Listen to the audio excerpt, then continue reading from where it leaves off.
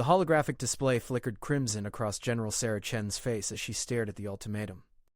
12,000 human civilians clustered in the capital district of New Taipei.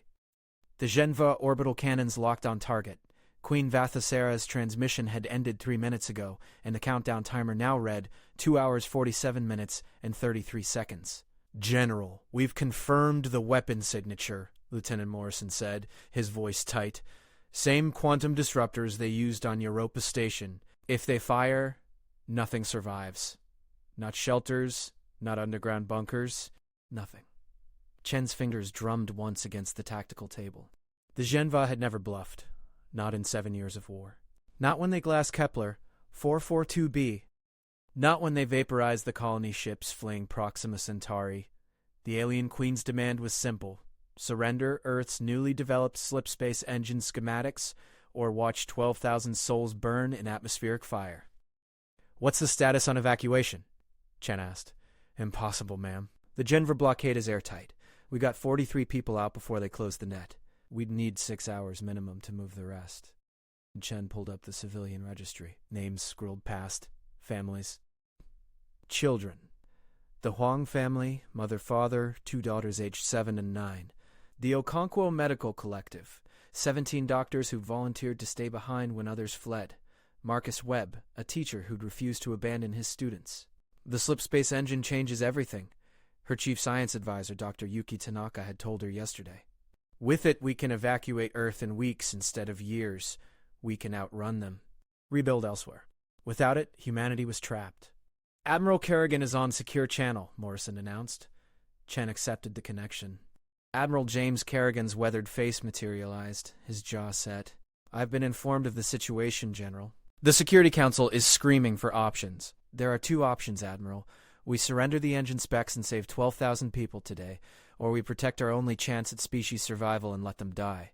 Kerrigan's eyes closed briefly. "The President is demanding we negotiate. You know that. Then we're discussing which flavor of hell we prefer." Kerrigan leaned forward. "Sarah, if we give them slipspace technology, they'll hunt down every human ship, every colony, every refugee cluster across the galaxy. The engine is our only advantage." Chen had already run the numbers. Humanity's population, approximately 2 billion, scattered across 12 worlds and 73 stations. 12,000 people represented 0.0006% of the species. The cold mathematics were clear. But mathematics didn't account for 7-year-old girls named Huang Li who wanted to be astronauts. "What does the slipspace research team say?" Chen asked. Morrison pulled up a new file. "Dr. Tanaka estimates that Genva could reverse engineer our engine within 8 months if they get the specs. After that, their fleet mobility matches ours. The war becomes unwinnable." The countdown clicked to 2 hours, 44 minutes, and 12 seconds. Chen walked to the observation window. Below, Earth turned in serene blue silence, unaware that the destiny of the species balanced on her next words. She'd spent 30 years in uniform, led humanity's forces through the darkest war in history, lost her husband to a Geneva raid, buried friends and soldiers beyond counting. "Get me a direct line to Queen Vasara," she said. Morrison's hands flew across his console. "General, they won't—" "Do it." Queen Vasara appeared, her chitinous form gleaming under the lights of her flagship's bridge. 4 eyes regarded Chen with alien intelligence. When she spoke, the translator rendered her clicking speech into flat, emotionless English. "General Chen, have you brought me surrender?" "I want proof the civilians are where you say they are. You doubt my word?" The alien queen's mandibles clicked in what might have been amusement. "Very well." The display split. A live feed showed New Taipei's capital district. People moved through streets, unaware of the cannons aimed at their heads. Chen spotted a small park where children played. A market where vendors sold fruit. An elderly couple walking hand in hand. "Satisfied? BH is Sarah." "Why not target our military installations?" "Because you humans value individuals over logic. Your weakness makes you predictable." The queen tilted her head. "You have 2 hours and 42 minutes to decide if your sentimentality or your survival matters more." The connection died. Chen turned to her staff. 8 officers watched her with expressions ranging from horror to resignation. They knew her well enough to recognize the gears turning behind her eyes. "Lieutenant Morrison, I need comprehensive data on 3 scenarios. First, assuming we surrender the engine specs, probability the Genva honor their agreement. Second, casualty projections if we refuse and they fire. Third, strategic analysis of continuing the war without slipspace advantage. General, those calculations. We'll be ready in 30 minutes, Chen finished. We're not making this decision blind. As her staff scattered to their tasks, Admiral Kerrigan's voice crackled through her earpiece. Sarah, the President is convening an emergency session. They want your recommendation in 1 hour. They'll have it. Chen pulled up the civilian registry again, scrolled to the children. 4,716 souls under the age of 18. She thought of her own daughter, lost to the war's early days. Thought of every parent down there who'd wake tomorrow to normalcy or never wake at all. The countdown read 2 hours 30, 8 minutes, and 55 seconds. And General Sarah Chen began to calculate the price of humanity's future. Tanaka arrived in Chen's office carrying 3 data tablets and an expression of barely controlled anguish. The projections you requested, General. She laid them out like cards in a deadly game. None of them are good. Chen studied the first tablet. Scenario 1. We surrender the specs. The Genva honor their word in 68% of historical cases involving military agreements, Tanaka said. But those involve tactical truces, not strategic technology transfers. My team estimates a 42% chance they take the specs and fire anyway. Even if they don't fire immediately, they'll have slipspace capability within 8 months. After that, she trailed off. After that, we lose the war. Yes, their industrial capacity is triple ours. If they can match our mobility, they'll run us down within 2 years. Total extinction becomes likely. Chen moved to the second tablet. Casualty projections glowed in red text. Scenario 2. We refuse. 12,000 dead in New Taipei within seconds of weapon discharge. The quantum disruptors don't leave remains. Additionally, the atmospheric ionization will contaminate a 40-kilometer radius. Another 8,000 casualties from radiation poisoning over the following month, unless we evacuate the surrounding zone, which the blockade prevents. 20,000 total. Chen's hand tightened on the tablet. Scenario 3. War continuation without slipspace advantage. Tanaka's voice went flat with exhausted despair. We can hold major defensive positions for 18 months, maybe 24. After that, attrition overwhelms us. Projected human population after 5 years, between 4 and 11 million, scattered in deep space. Survival chance of the species 30%, 87%. We can evacuate, disperse, rebuild in sectors they can't reach. Humanity endures. The numbers crystallized into terrible clarity.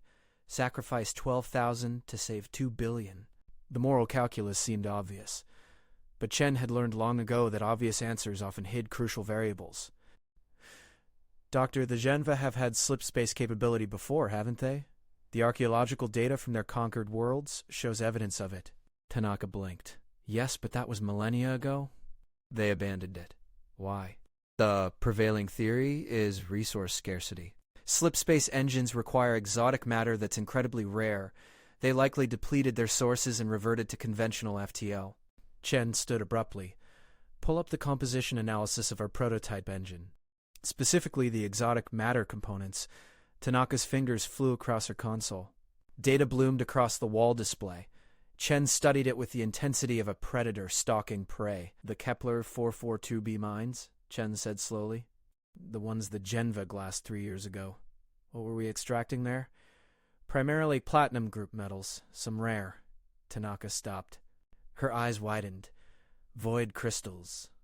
We were pulling void crystals by the ton.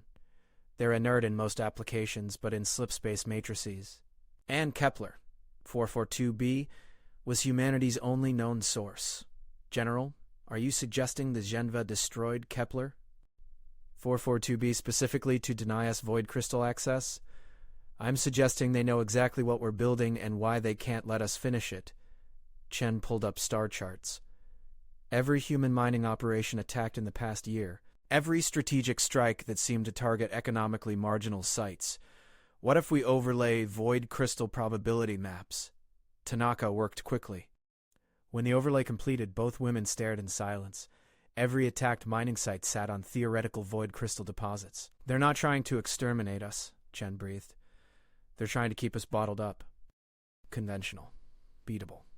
which means if we give them the engine specs, they'll immediately know we have access to void crystals they can't find. They'll glass every human-controlled world simultaneously to prevent us from using them.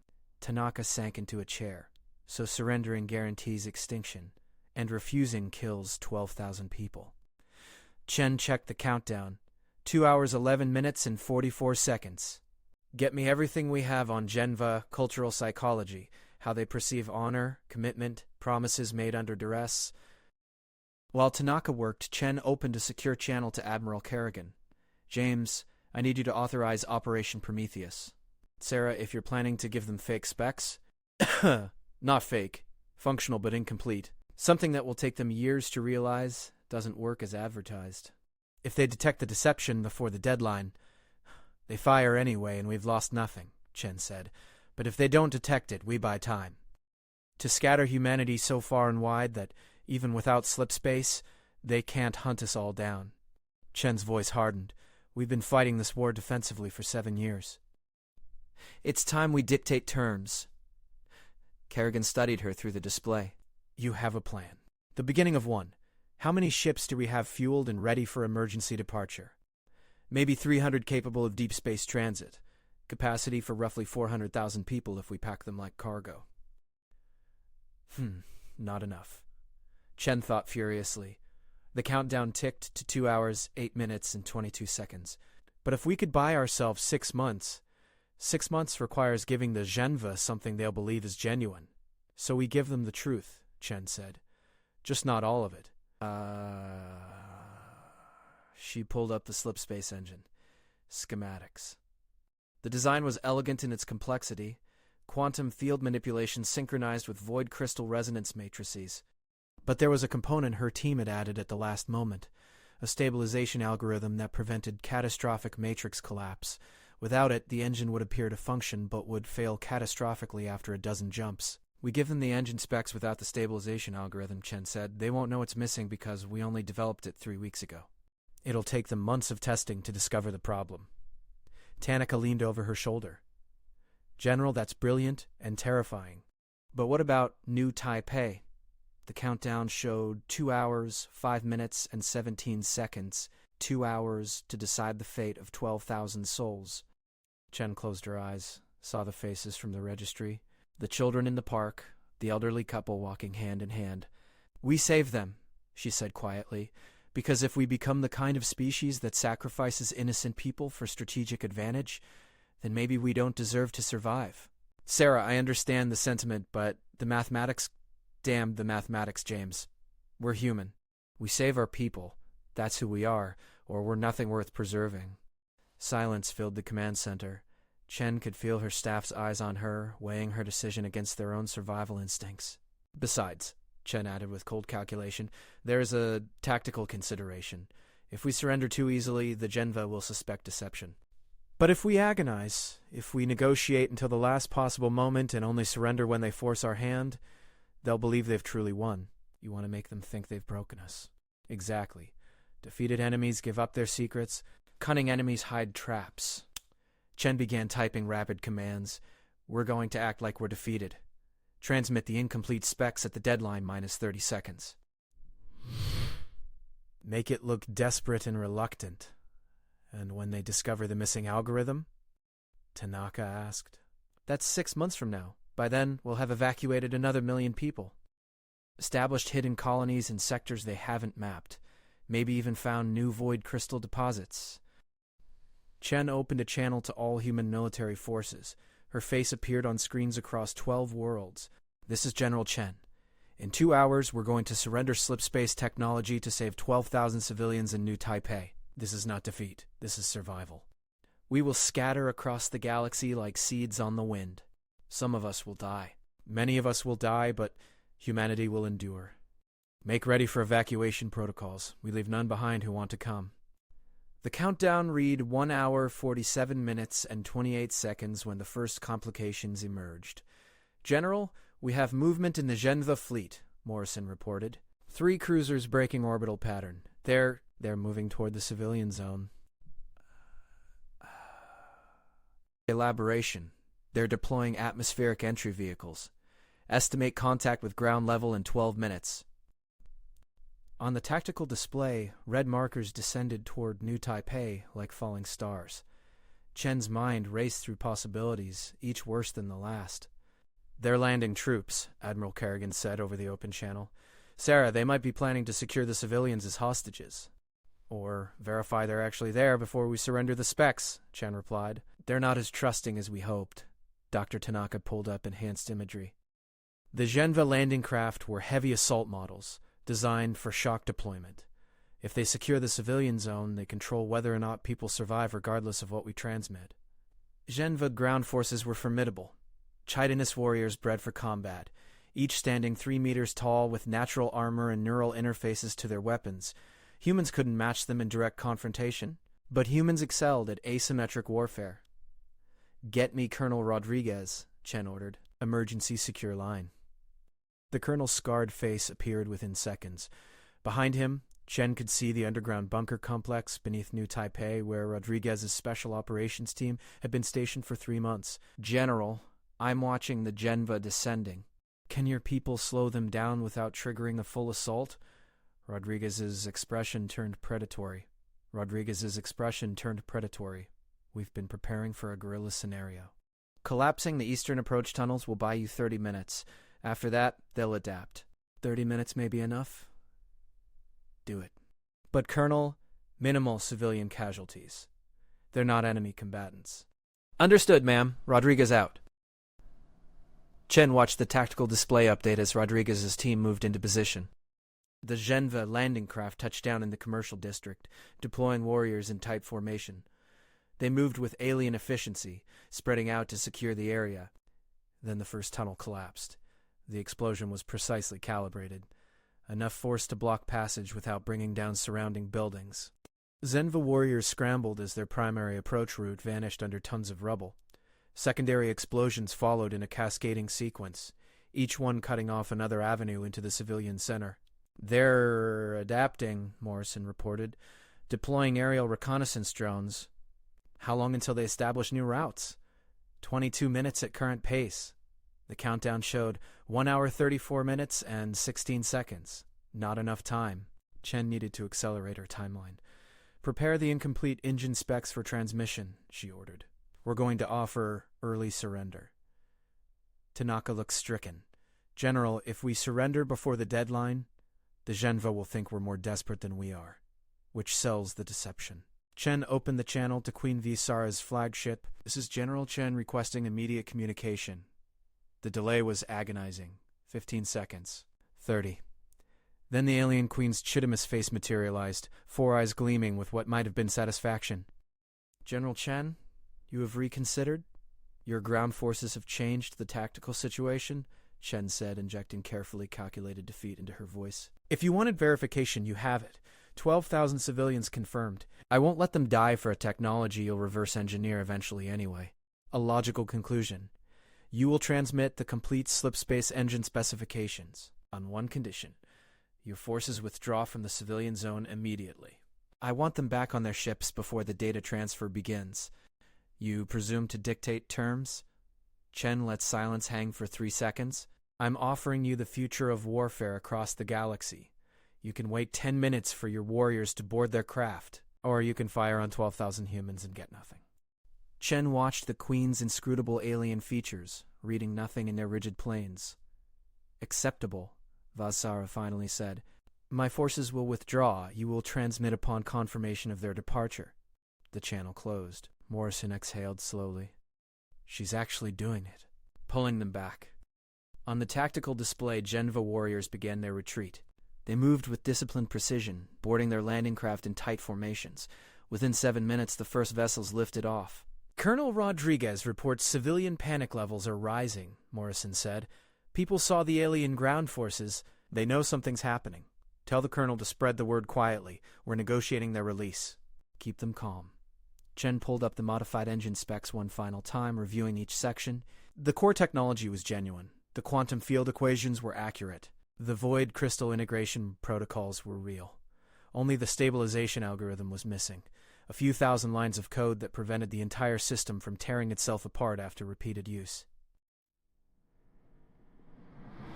Without it, the Zhenva would build engines that appeared functional. They might even complete several successful jumps. But eventually, catastrophically, the Matrix would destabilize. And when it did, any ship using the technology would fragment across multiple dimensions. "The last landing craft is boarding now," Morrison reported. "Zenva withdrawal complete." Chen took a deep breath. The countdown read 1 hour 19 minutes and 47 seconds. She'd bought back 40 minutes of humanity's future. Now to spend it wisely. "Transmit the specifications," she ordered. Morrison's fingers moved across his console. A progress bar appeared on the main display, as terabytes of data flowed from Earth to the Zhenva flagship. Engineering, schematics, quantum mathematics, material science. Everything needed to build a slipspace engine. Everything except the piece that made it work. The transmission took 4 minutes. When it completed, Queen Visera's face reappeared. "Received and verified as complete engineering data," she said. Her 4 eyes studied Chen with alien intelligence. "You have chosen your species' survival over your pride. This is wisdom. Just honor your agreement," Chen said. "Stand down your weapons. In time." The alien queen's mandibles clicked. "First, my scientists will verify functionality. If your data proves genuine, your civilians will be spared. If you have deceived us..." Chen's hands clenched into fists. "She's not standing down." "The orbital cannons are still locked on target," Morrison confirmed. "General, if they test the specs and find the missing algorithm..." "They won't. Not in the next hour." Chen hoped she was right. The initial equations will check out. "The materials science is genuine. They'll need to build a prototype before they discover the instability, and that takes months." Admiral Kerrigan's voice crackled through the command channel. "Sarah, we have a bigger problem. The Zhenva fleet is repositioning. 3 battlecruisers moving into high orbit over Beijing, Moscow, and Sao Paulo. They're targeting multiple human population centers. They're establishing contingency positions. If we're lying, they'll retaliate against more than just New Taipei. Current estimate, 47,000 civilians in secondary targeting zones," Morrison said quietly. The mathematics had changed. Chen wasn't gambling with 12,000 lives anymore. The Zenva had escalated the stakes while pretending to negotiate. "How long until their scientists complete initial verification?" Chen asked. Tanaka pulled up her projections. "The quantum field equations alone will take their engineers minimum 40 minutes to validate. If they're thorough, and they will be, we're looking at 90 minutes before they're confident enough to stand down weapons." The countdown read 1 hour 11 minutes and 23 seconds, 71 minutes until the original deadline. Chen had bought time, but not enough. If the Zhenva maintained weapons lock for 90 minutes, the civilians would still be at risk when the deadline passed. "We need them to move faster," Chen said. "Or we need them distracted." "General?" Morrison looked confused. Chen pulled up the star charts, studying the Zhenva fleet disposition. 15 warships in Earth orbit. Another 30 scattered across human territory. The aliens had committed substantial forces to this ultimatum, which meant they're vulnerable elsewhere, Chen said. "Admiral Kerrigan, what's our fleet status at Tau Ceti?" 18 ships, mostly destroyers and frigates. They're outgunned by the Zhenva garrison there 3-1. Perfect odds for a desperate gamble. Chen's mind raced through the strategic implications. "Order Admiral Park to prepare for immediate offensive action against Zhenva positions. I want it to look like a major assault." "Sarah, that's suicide." "The 4th Fleet will be slaughtered. We're trying to force the Zhenva to split their attention." Chen pulled up communication protocols. "Queen Visera has committed her primary fleet to Earth orbit. If we threaten a valuable target elsewhere, she'll have to respond. Or she'll just ignore it and stay focused here," Tanaka said. "That's why it has to be a target she can't ignore." Chen studied the star charts with cold calculation. The Zhenva research facility at Tau Ceti. The one where they're studying human neural architecture. It's personally important to their military command. If we threaten it, they'll react. The facility houses approximately 200 Zhenva scientists and their research subjects, mostly human prisoners from early war captures. "We've been trying to verify numbers for years. People who'd been missing for so long most families had given up hope." Chen felt the weight of another impossible choice settling on her shoulders. If she ordered the 4th Fleet to assault that facility, she might liberate those prisoners. She might also get them all killed. But if it drew Zhenva attention away from Earth even for 30 minutes, "Send the order," Chen said. "Admiral Park is to engage Zhenva forces at Tau Ceti in 40 minutes. Make it look like we're trying to rescue the prisoners. Because we are, Kerrigan said quietly. Because we're trying to save 60,000 people here by risking 18 ships there. Chen met the Admiral's eyes through the display. This is command. Sometimes all our choices are terrible. I'll relay the orders. Park won't like it. Park's a good officer. She'll understand. The countdown read 1 hour, 3 minutes, and 17 seconds when the next complication emerged. General, we're receiving a transmission from the civilian zone, Morrison said. It's not official channels. Someone hacked into the municipal broadcast system. Put it through. The voice that came through was young, maybe early 20s, and absolutely terrified. This is Maya Okonkwo, broadcasting from New Taipei. We know the military is negotiating something. We've seen the alien ships. We've seen the evacuation attempts that failed. People are scared. We deserve to know what's happening. The last thing she needed was civilian panic interfering with delicate diplomatic theater. Someone with actual courage needs to tell us the truth, Maya Okonkwo continued. Are we being sacrificed? Are you trading our lives for something? 'Cause we have a right to know before we die. The broadcast cut out, but the damage was done. Within minutes, similar messages appeared across human networks, social media filled with speculation. Some civilians began streaming video from New Taipei showing the Zhenva orbital weapons locked overhead. The Zhenva are monitoring our communications, Tanaka said. They'll see this. They'll know we didn't control information flow. Which makes our surrender look more genuine, Chen replied. Defeated militaries lose control of their narratives. Let it spread. But privately, she wondered if Maya Okonkwo had just made the situation impossibly worse. The countdown stood at 0 hours, 47 minutes and 32 seconds when Admiral Park engaged Zhenva forces at Tau Ceti. The Fourth Fleet emerged from slip space in tight formation, weapons hot. Park had committed everything, 18 ships against the Zhenva garrison's 53. The Battle of Tau Ceti lasted 12 minutes. Human railguns hammered Zhenva shields, while missiles traced glowing arcs across the void. The Zhenve responded with plasma lances that carved through human armor like paper.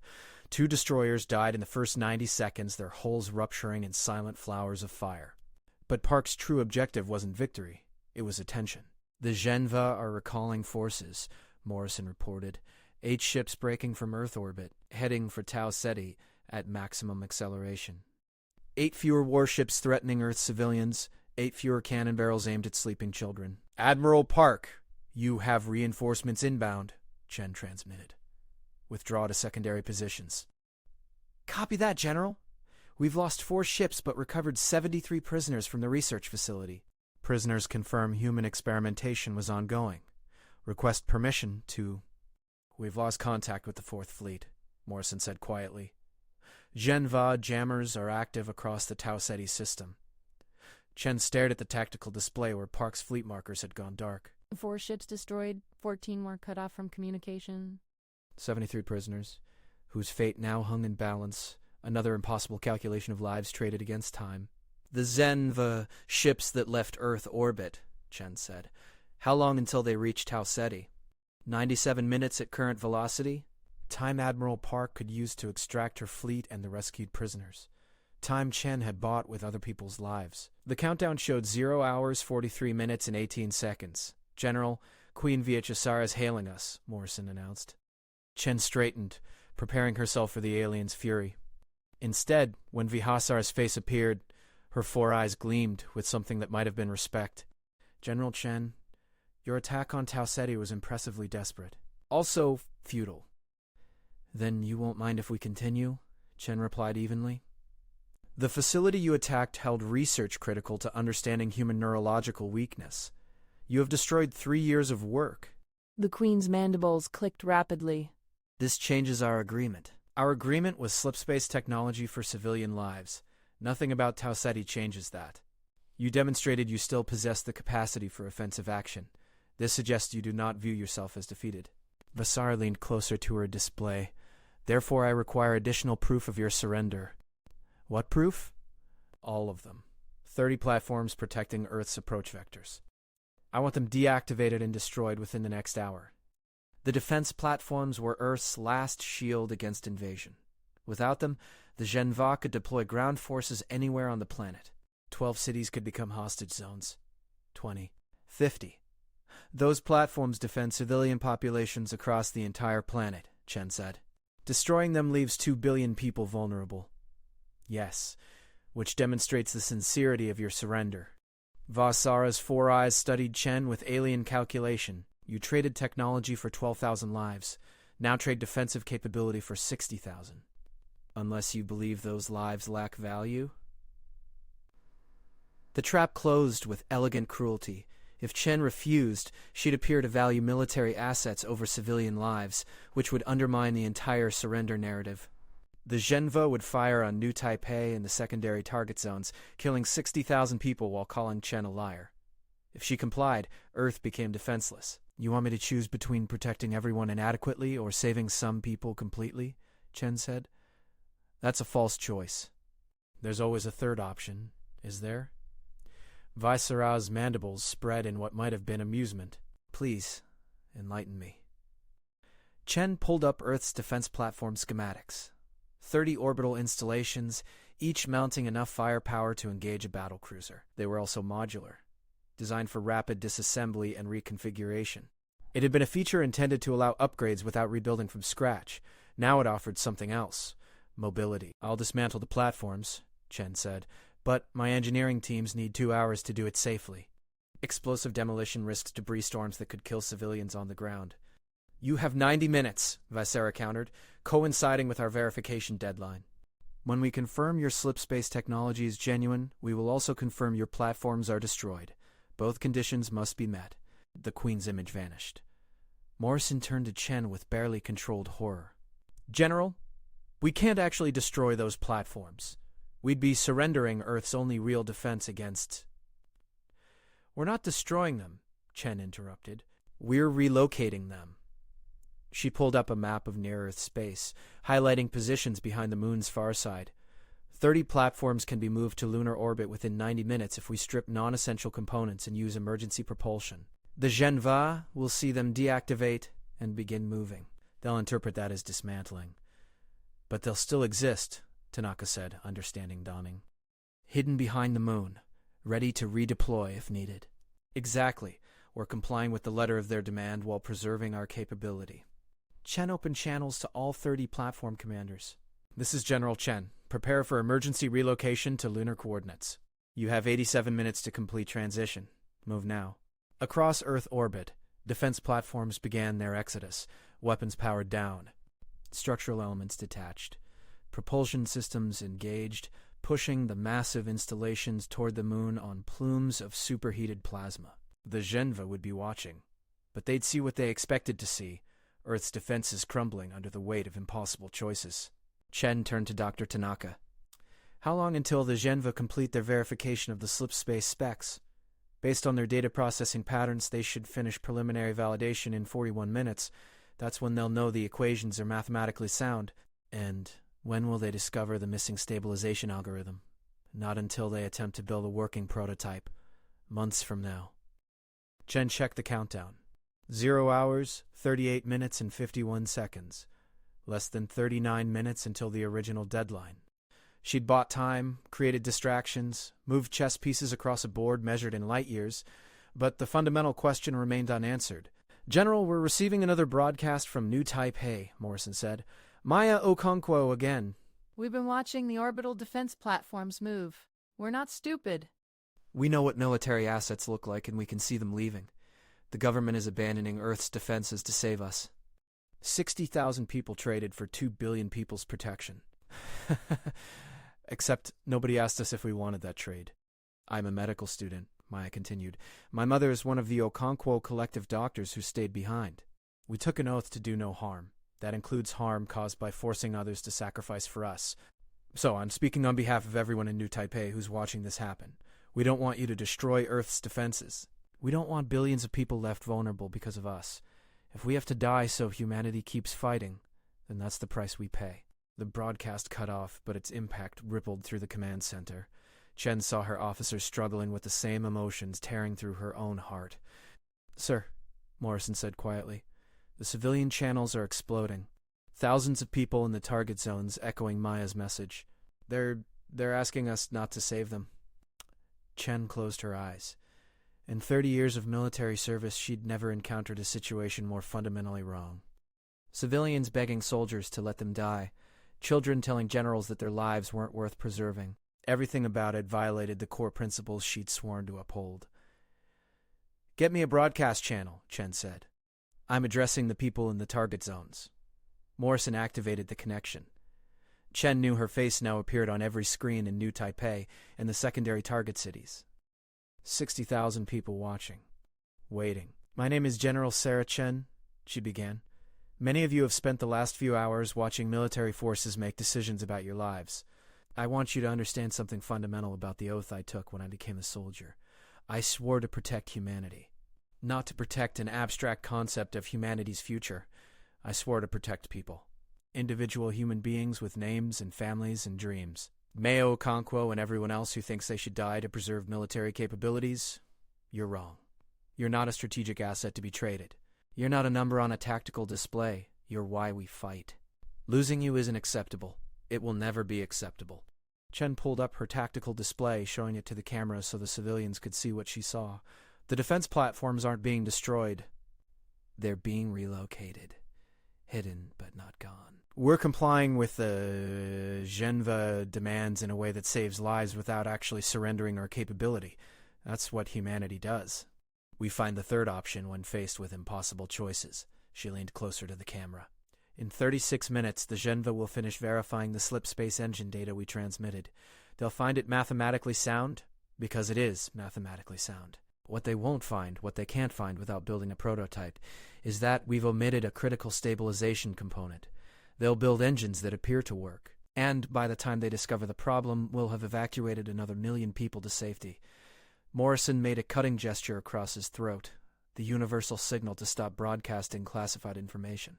Chen ignored him. "I'm telling you this because you deserve to know your lives weren't bought with human surrender. They were bought with human ingenuity. We're going to save you, and we're going to save everyone else, and we're going to do it by being smarter than an enemy that thinks we're predictable." She smiled, and it was fierce and full of the certainty that had carried her through 7 years of impossible war. Humanity doesn't lose.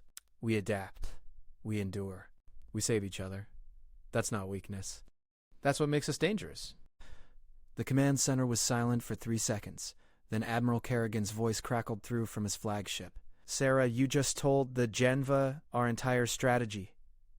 "I told our civilians they weren't being sacrificed," Chen corrected. "If the Geneva were monitoring that broadcast, they heard a Geneva were monitoring that broadcast. They heard a Geneva were monitoring that broadcast. They heard a Geneva were monitoring that broadcast. They heard a Geneva were monitoring that broadcast. They expect us to lie. They'll assume I was spinning propaganda. And if they don't assume that?" Chen pulled up the countdown. 0 hours, 34 minutes, and 16 seconds. "Then we find the fourth option. That's what we do." The Geneva response arrived in the form of Queen Vetsara's flagship repositioning directly over New Taipei. The massive vessel descended through orbital space until it hung less than 100 kilometers above the city, close enough that people on the ground could see its shadow. "They're demonstrating dominance," Admiral Kerrigan said. "Making sure we know they have the power to destroy everything we're trying to save." Chen watched the tactical display with calculated calm. "Or they're demonstrating uncertainty. If they were confident we'd actually surrendered, they wouldn't need to intimidate us. General, we're receiving a priority transmission from Admiral Park at Tau Ceti," Morrison said. "Audio only heavily degraded." Park's voice came through, broken by static. "Fourth Fleet, successful extraction, 73 prisoners. But Geneva pursuit is, we need subspace jump, but engines are coordinates. They're too damaged for standard FTL," Chen said. "Morrison, can we send Park the real slipspace algorithm? The complete version with stabilization?" Tanaka looked up sharply. "General, if we transmit that and the Geneva intercept, then they get what they wanted anyway. But if we don't send it, Park's fleet gets caught by those pursuing battlecruisers." Chen made the decision in less than 3 seconds. "Transmit on quantum encrypted channel. Tight beam directly to Park's flagship." Morrison's hands flew across his console. Transmitting now. Travel time, 7 minutes. 7 minutes for the data to cross the light years between Earth and Tau Ceti. 7 minutes during which the Geneva could potentially intercept the transmission and discover they'd been deceived. 7 minutes of holding her breath, The countdown showed 0 hours, 29 minutes, and 44 seconds. "General, the Genva flagship is hailing us," Morrison announced. Queen Vasara appeared on the display, her 4 eyes gleaming with something that might have been triumph or might have been rage.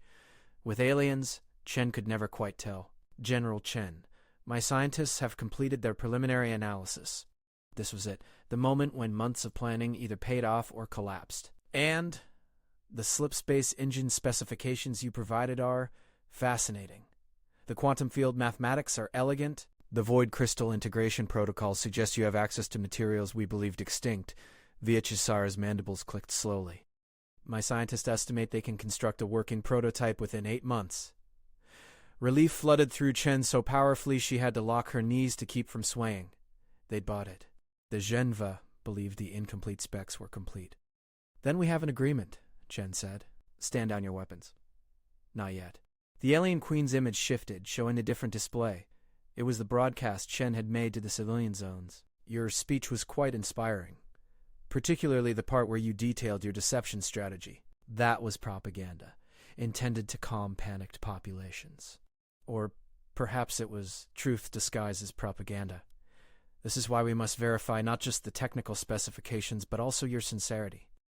Vasara leaned closer.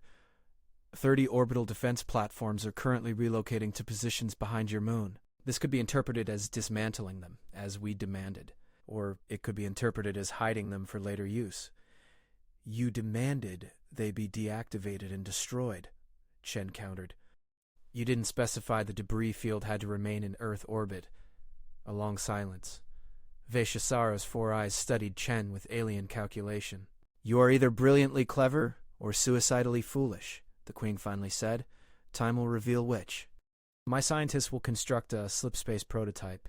If it functions as your specifications suggest, your civilians will be spared permanently. If it fails, if we discover you have deceived us, then we will not simply destroy New Taipei. We will glass every human world simultaneously. 2 billion lives for your deception."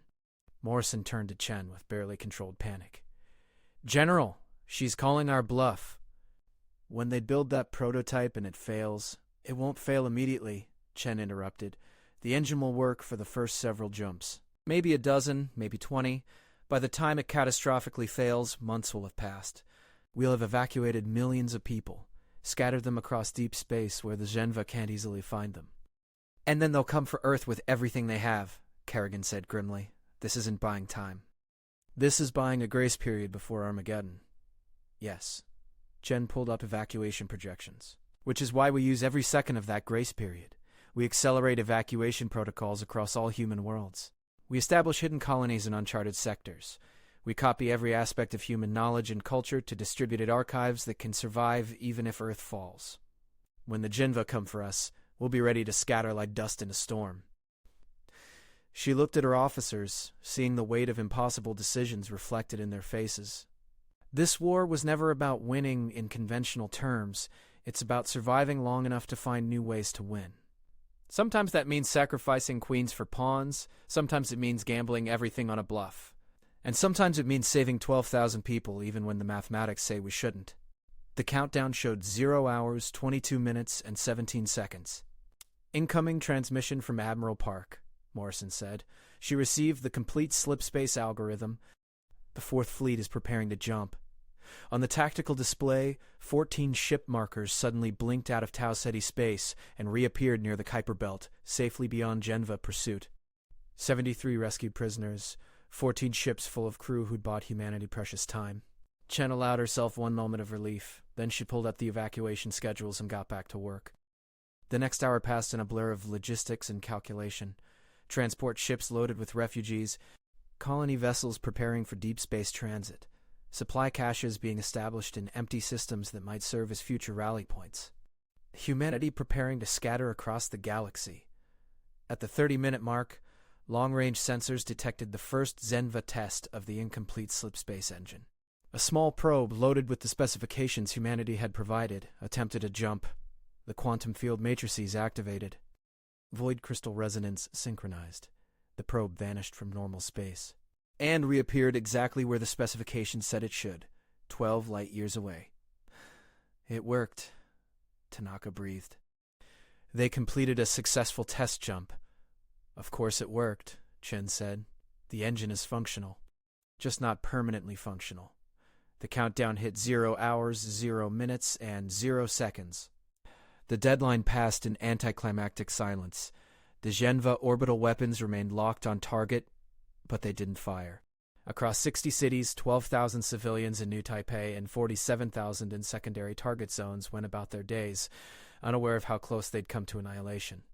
Queen Vaysera's face appeared one final time on Chen's display. General Chen, against considerable odds and my own expectations, you have provided functional slipspace technology. Your civilians will not be harmed. Consider this a gesture of good faith between our species. Good faith would be withdrawing your invasion fleet from human space, Chen replied. In time, perhaps. If your engine proves as valuable as promised. The alien queen's mandibles clicked in what might have been amusement. Until then, General, we will be watching. If you deceive us, there will be no negotiations. No second chances. Only fire from orbit. The transmission ended. Chen stared at the blank display for 3 seconds. Then she turned to her command staff. How many refugees did we evacuate during this crisis? 43,000, General. Ships that launched while the Zhenva were focused on Earth orbit. 12,000 more who would have died if not for dangerous bluffs and incomplete engine specs. 73 prisoners rescued from alien research facilities, all bought with careful deceptions and the willingness to gamble everything on human ingenuity. Not bad, Chen said quietly. Not bad at all. Admiral Kerrigan's voice crackled through the command channel. Sarah, the Security Council wants a full debrief. They're particularly interested in what happens when the Zhenva discover the engine instability. Tell them we have 6 to 8 months to prepare. By then, I expect to have evacuated another 5 million people. Established colonies in at least 20 systems the Zhenva haven't charted. Created a distributed human civilization that can survive even if Earth falls. Chen pulled up star charts showing the vast expanse of the galaxy. We've been fighting this war as if we could win it through military superiority. We can't. But we can win it through resilience, through being impossible to completely destroy. And when the Zhenva come for us with everything they have, then we scatter. We hide. We endure. And we find new ways to fight. That's what humanity does. We survive. She looked at the tactical display showing Earth, beautiful and blue, and still home to 2 billion souls. In 6 months, maybe less, the Zhenva would return with fury and fire. They would discover humanity's deception and demand retribution. But by then, humanity would be ready. Not to win through strength, but to survive through adaptation. And survival, Chen had learned, was its own kind of victory. 3 months later, General Sarah Chen stood on the bridge of the colony ship Persistence, watching Earth recede in the viewport. 200,000 refugees filled the vessel's habitats, all of them part of the Great Dispersal. Behind Persistence, another 40 ships followed, each loaded with people and hope. Final population count from Earth, Lieutenant Morrison reported from his station. He'd volunteered to join the Exodus, leaving behind the command center where he'd served for years. 1.3 billion remaining, 700 million evacuated across the 3-month window. 700 million souls scattered to the stars. Not enough to save everyone, but enough to ensure humanity's survival. Chen had made her peace with the mathematics. Any word from the Zhenva? She asked. Morrison shook his head. They're still testing the slipspace engines. Completed 37 successful jumps according to our intelligence. No signs they've detected the instability. 37 jumps. The engines would hold for perhaps 20 more before the stabilization failure became apparent. Chen had bought humanity time measured in months, perhaps a year if the Zhenva were cautious in their testing. It would have to be enough. General, incoming transmission from New Taipei, Morrison said. It's Maya Okonkwo. The young woman's face appeared on the display, older now by 3 months of living under alien occupation. The Zhenva had maintained a presence in Earth's major cities, a reminder of the price of deception, if discovered. General Chen, Maya said, I wanted you to know. My mother and I are evacuating on tomorrow's transport, joining the colony at Kepler. 442C. We'll be medical staff there. That's good news, Maya. I'm glad you're getting out. I wanted to thank you. For not sacrificing us, for finding the option that saved everyone.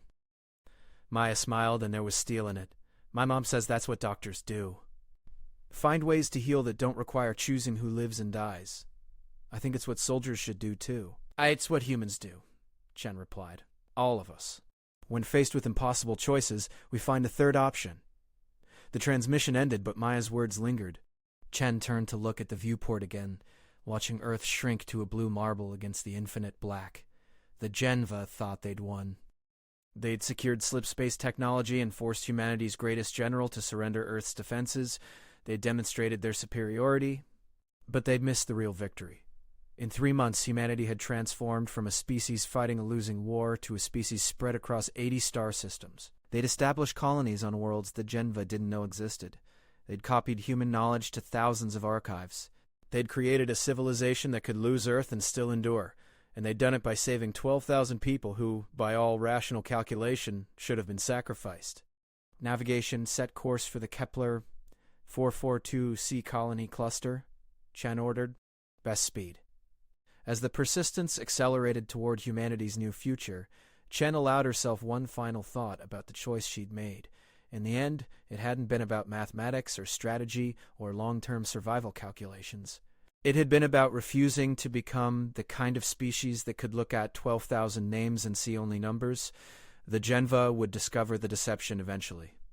They would come with fire and rage and overwhelming force, but by then, humanity would be impossible to destroy completely. They would be scattered across the galaxy like seeds, each one carrying the memory of a general who chose to save her people instead of sacrificing them. And in the dark between stars, those seeds would grow into something new, something resilient, something that would endure long after the war with the Genva became ancient history. General Sarah Chen had bought humanity that future with careful lies and dangerous gambles. She'd traded months of grace for the survival of the species. And she'd done it all to save 12,000 civilians who deserved to live. It was, she thought, a fair trade. Behind her, Earth continued to recede. Ahead, the stars beckoned with infinite possibility. And somewhere between past and future, humanity found its way forward, one impossible choice at a time.